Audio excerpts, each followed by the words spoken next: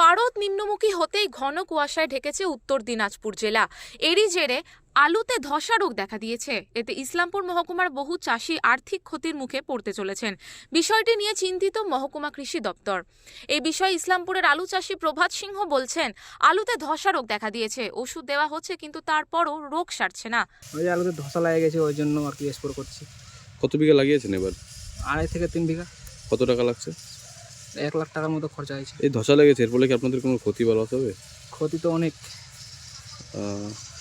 কি বলবেন এবার, মানে এই যে ধসা কিভাবে লাগলো এই ধসাটা?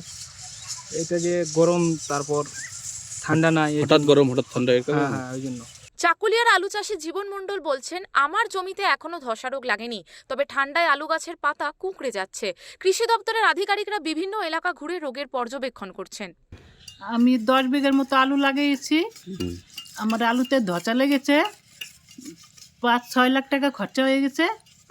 আচ্ছা, তো এখন সরকার যদি একটু সাহায্য করে তাহলে আমাদের ভালো হয়। শুক্রবার ইসলামপুর ব্লকের পণ্ডিতপোতা 2 নম্বর পঞ্চায়েতের এলাকার কালনাগিন সহ বিভিন্ন এলাকায় পরিদর্শন করেন ইসলামপুর মহকুমার যুগ্ম উপকৃষি অধিকর্তা শ্রীকান্ত সিনহা।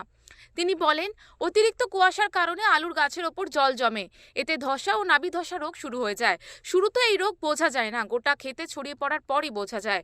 চাষিদের উচিত ধসা রোগ না হলেও নিয়মিত ছত্রাকনাশক স্প্রে করা। হ্যাঁ, এখন এই মুহূর্তে যে রোগ লেগে গেছে সেখানে আমি বলবো যে মেটালিক্সাল প্লাস ম্যানকোজেবের যে মিশ্রণ, যেটা রিডোমিল নামে বাজারে পাওয়া যায়, ওটা 2.5 গ্রাম করে প্রতি লিটার জলে গুলে স্প্রে করতে হবে।